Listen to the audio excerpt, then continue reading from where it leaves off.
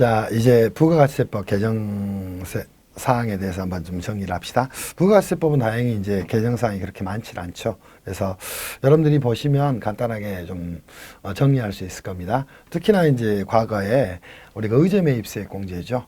이제 영세 음식업 사업자들 그런 분들에 대해서 우리가 이제 일몰이 2019년 12월 30일로 끝났던 것들을 연장을 좀 시켰어요. 그중에 의제 매입세 공제에서 과세 유흥장수는 항상 타겟이죠. 우리가 음식점 업종 104분의 4가 적용되는데 102분의 2가 적용되는 것으로 조정을 하고 나머지는 현행 규정이 그대로 유예가 돼서 연장이 됐다. 이렇게 좀 생각을 하시면 될 것 같아요. 그 내용 외에 뭐 특별하게 여러분들이 부가세법에서 눈여겨볼 만한 내용 많지는 않은 것 같습니다. 한번 살펴보도록 합시다. 부가세법에 이제 첫 번째 나온 내용이 한국 표준 산업 분류의 개정에 따른 업종의 명칭이 좀 정비된 게 있어요. 우리가 세법을 공부할 때는 기타 법률 규정과 기타 지식을 굉장히 많이 알아야 됩니다. 우리가 이제 업종을 따질 때는 항상 통계청에서 고시하는 한국 표준 산업 분류표에 따른다 이렇게 생각을 하시면서 그 부분에 있어서 업종 명칭이 정비된 걸 그대로 가져와서 우리가 바꾸게 됐다. 이 정도 뭐 정리하시면 될 것 같아요. 그리고 두 번째 이제 부동산 신탁에 있어서 가장 중요한 건 부동산 신탁보다는 신탁에 대한 부가가치세법의 과세 방식에 대한 또는 납세무자의 판단에 대한 부분이 굉장히 중요하죠. 신탁의 경우에 납세무자는 원칙적으로 누가 됩니까? 위탁자가 되는 것이다. 이거를 정리하셔야 되겠죠. 다만 예외적으로 일정한 법적 요건을 충족하는 경우에는 수탁자가 될 수 있죠. 그게 이제 대표적으로 담보신탁으로 위탁자에 대한 채무불이행을 위해서 신탁선을 처분하는 경우에 수탁자가 되는 것이다. 이렇게 정리를 좀 하시면 될 것 같아요. 그렇지 않은 경우 수탁자는 이제 물적 납세물을 지는 것이죠. 거기에 이제 수탁자가 납세물을 지는 경우에 도시 및 주거환경 정비 법 등에 따라서 뭐 등등등 하는 경우에는 수탁자가 납세물을 지는 경우가 있다. 이렇게 좀 정비를 해 놓으시길 바래요. 그죠? 그렇지만 본질은 항상 원칙적 납세무자를 잘 보시기를 바랍니다. 그리고 세 번째, 사업자등록증 발급 기한을 단축시켰어요.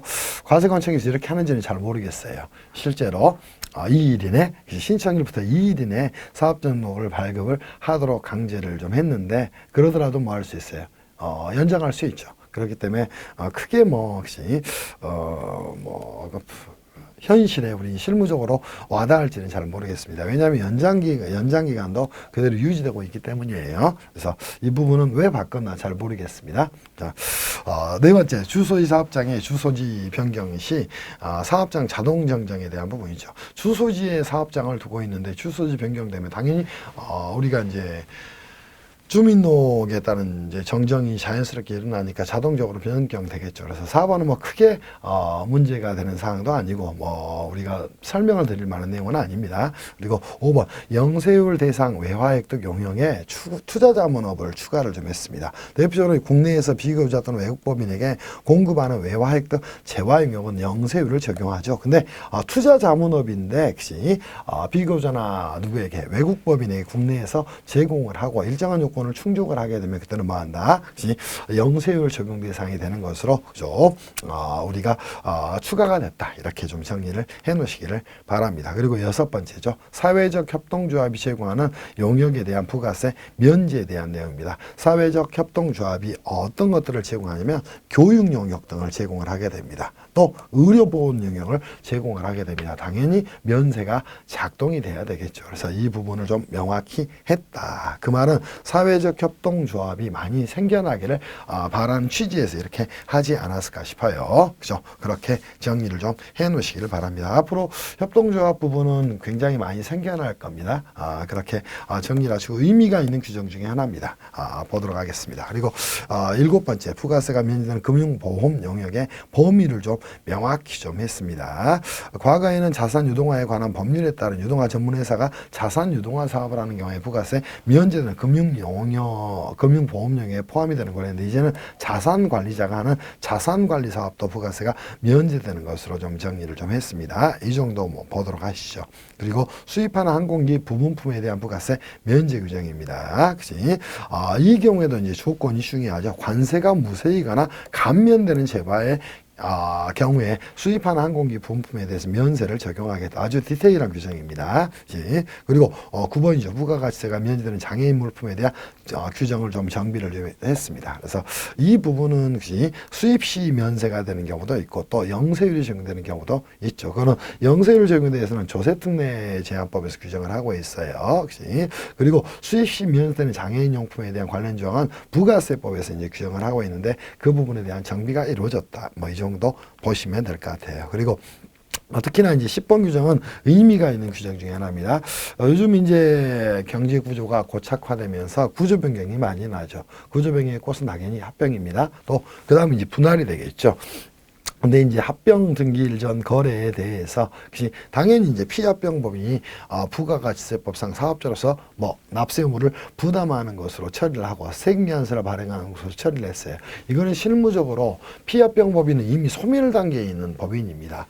근데 꼭 피합병법인이 하라 그러면 이 합병에 전념할 수가 없게 될 거예요. 그래서 합병 기일서부터 합병 등기일까지 기간 동안 발생한 거래에 대해서는 피합병법인이 아니라 합병법인 명의로 세금계산서를 발급하고 또 수취를 할 수 있도록 길을 열어놓음으로써 기업의 구조 변경에 대한 지원을 좀 부가세법에서 좀 하자 이런 취지에서 만들어진 규정이 10번이다. 이렇게 좀 정비를 좀 해놓으시기를 바래요. 그리고 영수증 발급 방법에 대한 규정을 신설을 좀 했습니다.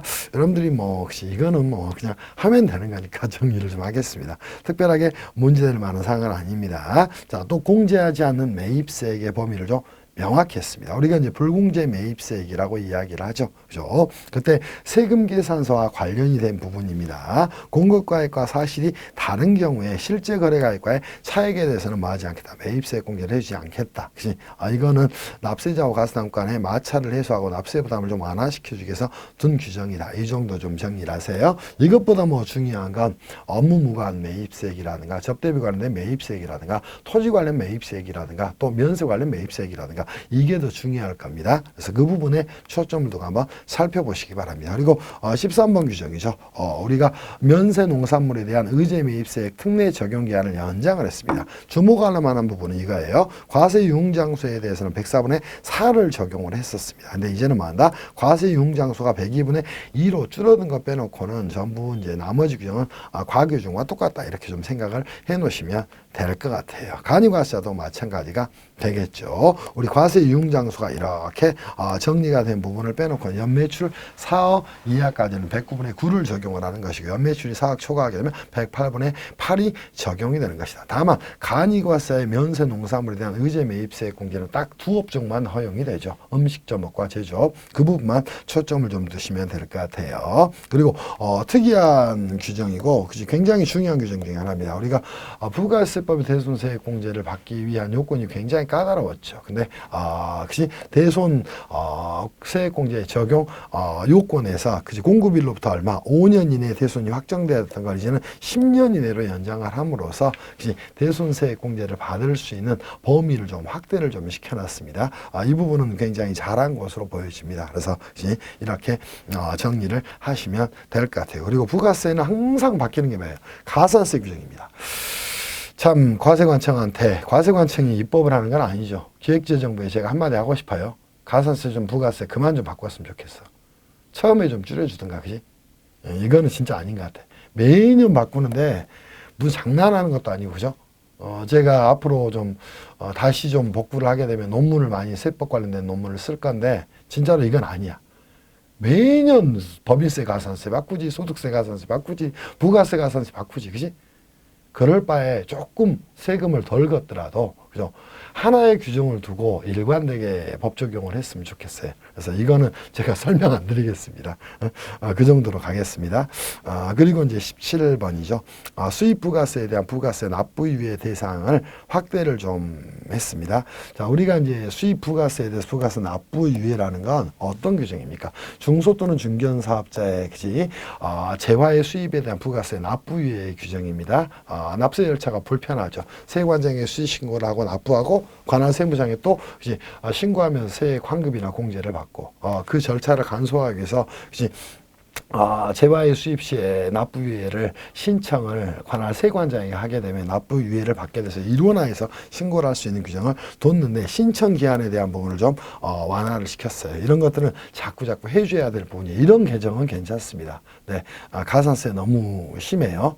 이 정도 정비를 좀 하겠습니다. 그리고 18번 예정고지 적용 대상 법인사업자의 범위를 규정을 했죠.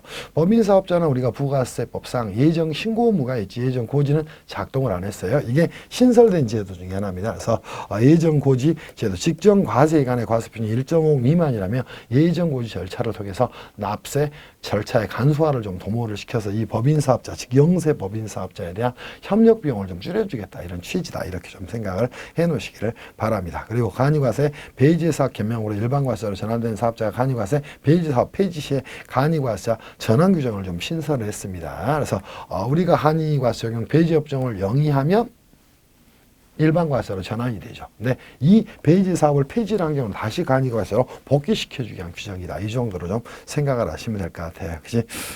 이 20번 부분도 간이과세에 대한 내용이니까 한번 살펴보시고, 그죠? 자, 그리고 이제 특이한 점 중에 하나죠. 우리가 이제 항상 지방자치 헌법에서 규정을 하고 있는 이 지방자치 제도가 우리 이제 현재 9차 개정헌법이죠. 6공화국 헌법에서 꽃을 피우고 있습니다. 꽃을 피우고 있는데 더 꽃을 피우기 위해서는 지방 재정이 확충돼야 됩니다. 그래서 우리 부가세 납부세액의 15%는 과거에 지방 소비세로서 이제 지방 재정을 위해서 교부를 냈습니다. 근데 이제 그 범위를 6% 확대를 내서 21%는 지방 재원 확충을 위해서 주겠다. 그게 지방 소비세가 되는 거예요. 그 정도 보시면 될 것 같습니다. 이 정도 보시도록 하시고 기타 간접국세는 이제 여러분들 크게 세 가지가 있습니다. 이 부분은 설명을 안 드릴 거예요. 여기서 이제 여러분들한테 드린 내용은 개별 소비세하고 주세에 대한 내용입니다. 그 중에 중심이 이제 주세입니다.